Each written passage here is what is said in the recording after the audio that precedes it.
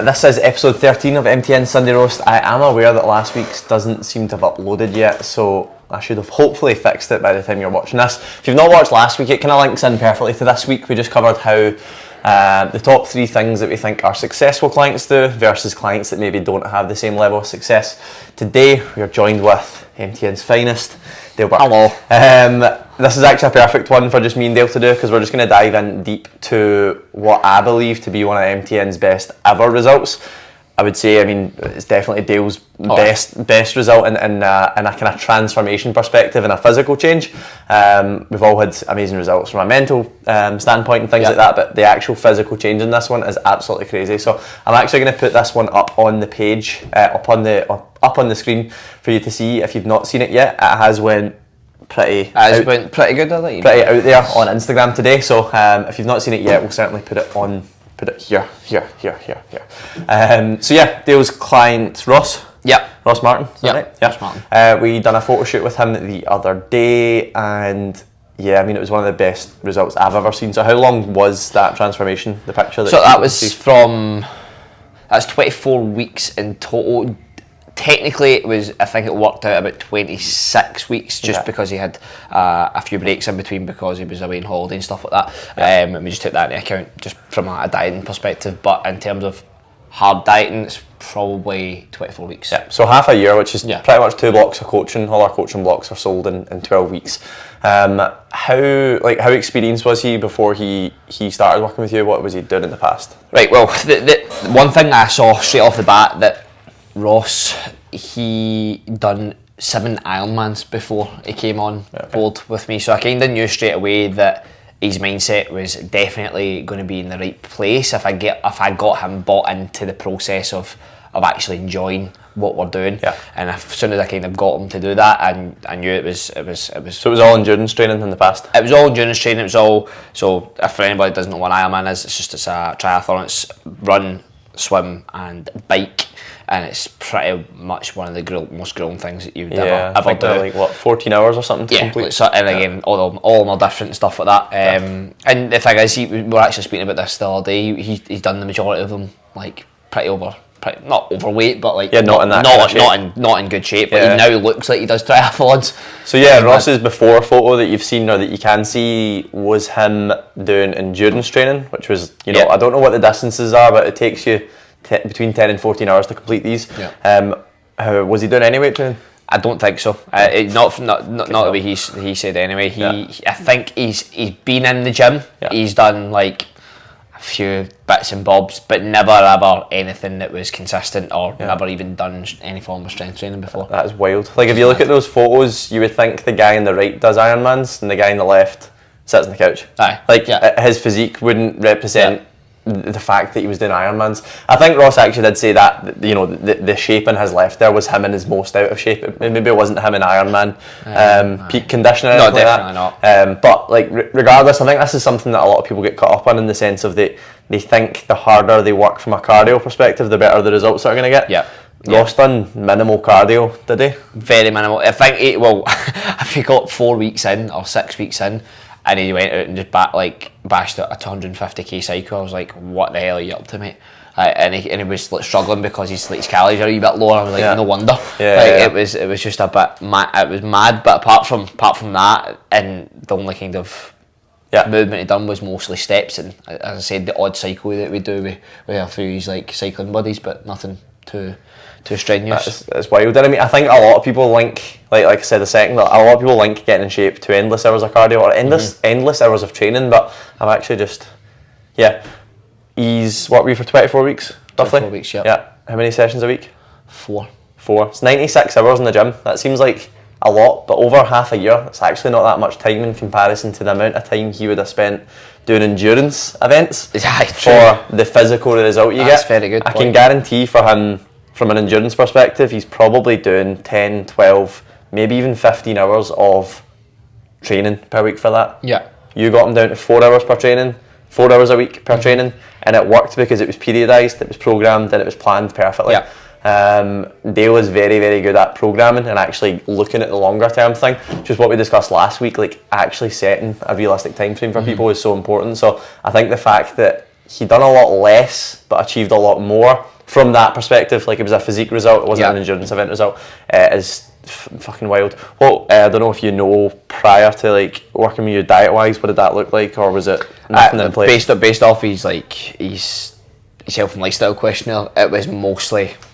It wasn't terrible. Yeah. It was nothing really tracked. It was more so like the typical weekend warrior. He would eat decent enough throughout the week, and then come at the weekend, it'd just be kind of no holds barred. It would be bottles of wine, and like open one bottle of wine turns into 2 or 3 bottles of wine. Okay. So it was just kind of a normal-ish diet. Nothing too exciting. So break down like exactly like maybe 4 or 5 things. What did you do with Ross to get him from where he was to where what he looked like there to what he looks like now? What would be the key things that you would say got him there? So first thing for me was like knowing he's never really done any form of like resistance training. So get him. That's fucking crazy. Get him bought into that, and like getting him to get used to training. What I initially done first was very heavy on giving video feedback on regards to how he's lifting, giving him advice on every lift that he was doing, and then putting a really big focus on his training intensity and ensuring that he is training at the right level of intensity, because he knows how to train hard.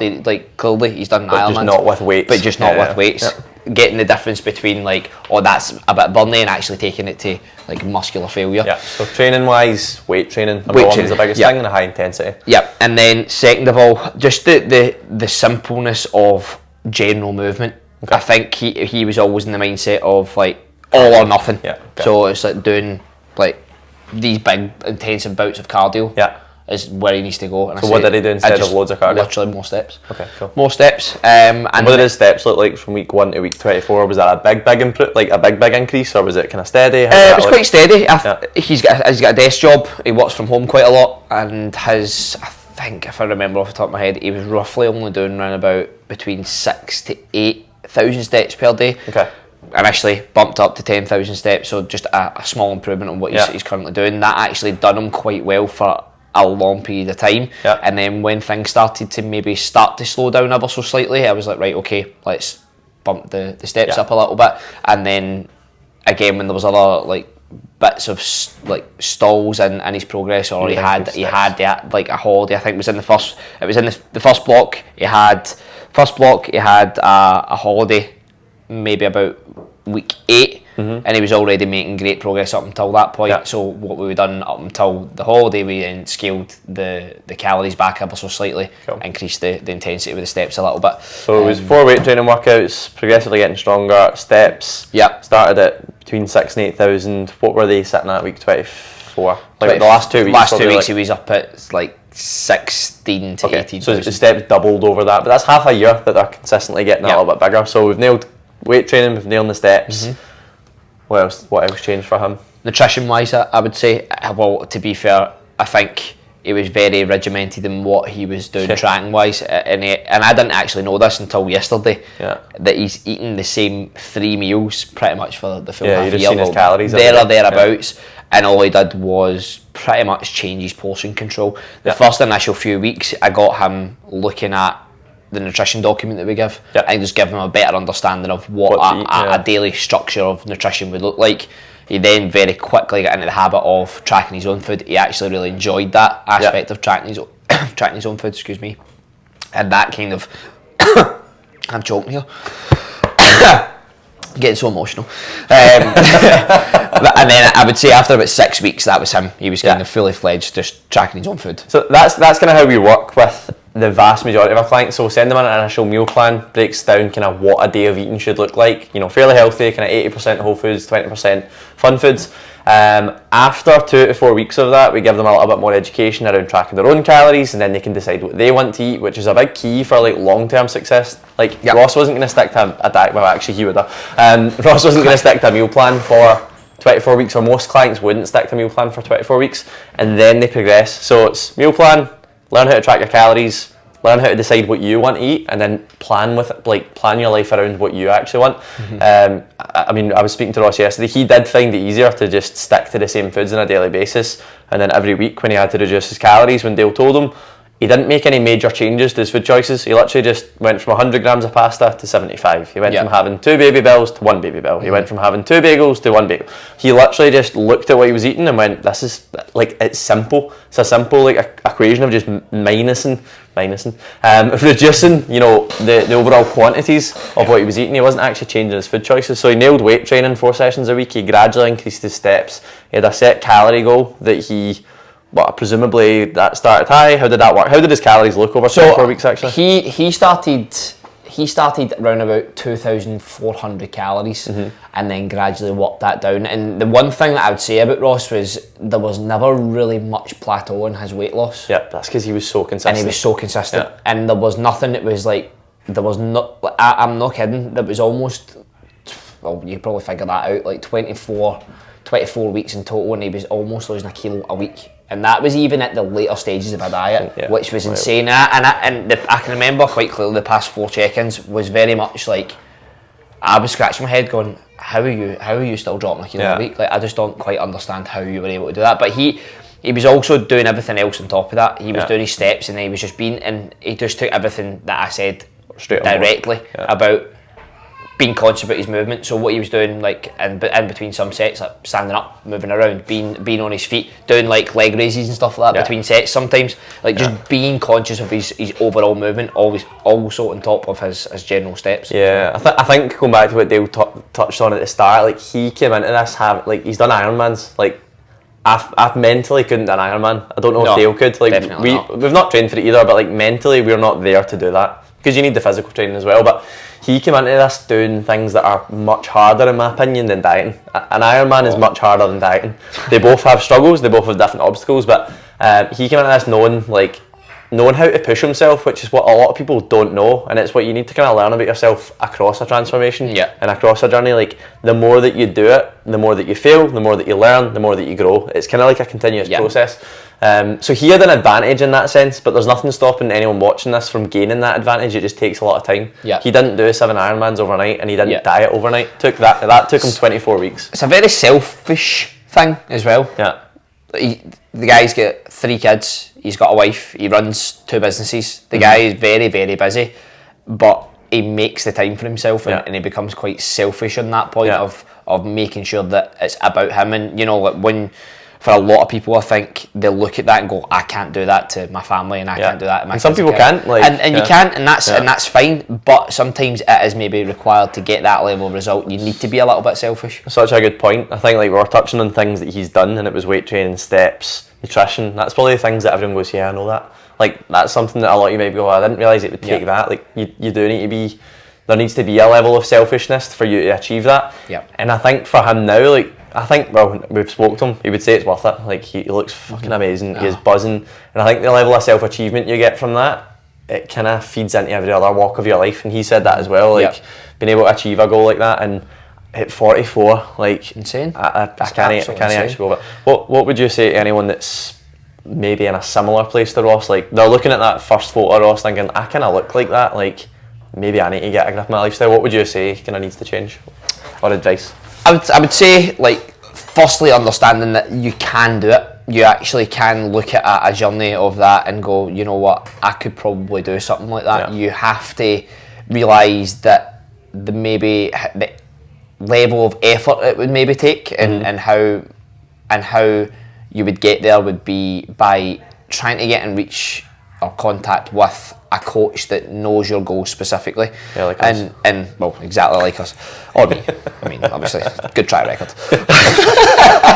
But in terms of, like, what you need to think about mindset wise is just understanding that it will take a little bit longer than what you maybe think. It's going to take a little bit more time, a little bit more effort than you probably think. And it's just about trying to enjoy the full process, I would say. If you find enjoyment in what you're doing, you're going to be able to do it for a much consistent period of time. And people speak about your why, X, Y, and Z. But see, if your why is generally because I want to get in mad shape, then it is just, that's a good enough reason. A personal challenge sometimes. Personal challenge. Amazing. What's his plan of action next? What's he doing? He's getting a nice break. He's away on holiday for 10 days. He's going to, I told him, like, no tracking, barely any training, like, he's like, I'll train like 3 times when I'm away there. and then we are now going to get him. His last track day, he was on about 1,800 calories. And he was hard pushed, like he was getting to a point where he was getting out of his car and feeling quite lightheaded and stuff. Yeah. So it pushed it himself to the limit. He's getting out of that now, straight back up to around about, I'd say 2,400, 2,500 calories, which would be roughly around about his maintenance. And then we'll stick to that for a few weeks, see how his body's responding, and see how he's feeling on that. And then it's a case of just getting him back into the gym and doing what he actually enjoys to do now. Because I touch on that point of the enjoyment factor of it, that's now ingrained in his lifestyle. He actually really enjoys the aspect of having that free time, getting away from the business, getting away from like the kids and like the stress of life and stuff like that, just giving himself an hour of his time to himself, get him back in training and then work from there. I mean, this is an extreme result. Like Dale's saying, there was days where he felt lightheaded, there was days he didn't see his family, he was sacrificing time to go and do 16,000 steps. It took 24 weeks of his life. Like, this is an extreme though. This is kind of why we wanted to discuss this, because not every client that we get looks like this. Especially from that time frame of his start point to now. It's a very... as Ryan, as David says, sorry. Okay, here. I'm just right. As David said, it's a very extreme version of in that time frame. So we're not wanting to put you off, we're wanting to make it realistic so that if you're like looking at that and you're like, I want to achieve that, you need to understand the sacrifices. Not everyone's result requires that same level of sacrifice. Every result requires a level of sacrifice. This was probably peak level. He wasn't far off being bodybuilding lean. Yeah, he's new to training, he maybe doesn't have as much muscle as a bodybuilder, but if you actually look at how lean he was and compare him to someone standing on stage, he wouldn't look out of place from a condition standpoint at all. The photos that you've got yesterday, like, hats off to Jonathan as well. These photos are like they're insane. Phenomenal. I honestly think it's something from Men's Health, and Ross laughed yesterday when I said that, but like, you don't see results like this from somebody at 44, and it's a testament to Dale as a coach and Ross as a client for putting that graft in. So phenomenal result. And if you want to know a little bit more about that, definitely slide into Dale's DMs and just pick his brain on things. And if you're looking at that thinking, you know, I'm 24 or I'm 44 or I'm 64 or I'm maybe not 84, not a lot of 84 year olds, but like, get in touch with us and like let us know. It might not be a case of you working with us, but you might just need a bit of advice on kind of how you can kickstart. 100%, and like and definitely that, like, use that, as we said, an extreme version of what we are trying to achieve with every client. But everyone has their own journey, everybody has their own goals, and some people don't want to get that lean or whatever it is. But if you have some specific goals, health related, fat loss goals, muscle building, get in touch because we will be able to help you.